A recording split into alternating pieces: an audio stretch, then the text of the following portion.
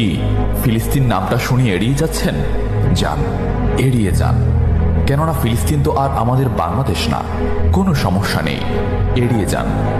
কিন্তু একটা কথা মনে রাখবেন, সেই কাল কিয়ামতের দিন যখন আল্লাহ আপনাকে প্রশ্ন করবে, তখন কি করবেন? কি করবেন যখন জিজ্ঞাসিত হবেন যে কেন আপনি মজলুম ফিলিস্তিনদের পাশে থাকেননি? জানি উত্তর দিতে পারবেন না, কারণ আপনার নিজেরই জানা নেই এর উত্তর কি হবে। এখন হয়তো বলতে পারেন যে আমি কি করে ফিলিস্তিনে গিয়ে মজলুমদের পাশে থাকব, কি করে এত দূর গিয়ে সাহায্য করব? হ্যাঁ, এইরকম প্রশ্ন যদি আপনার মনে উদয় হয়ে থাকে, তাহলে অবশ্যই আপনার মনে অলসতা আর বজ্রে ভরা।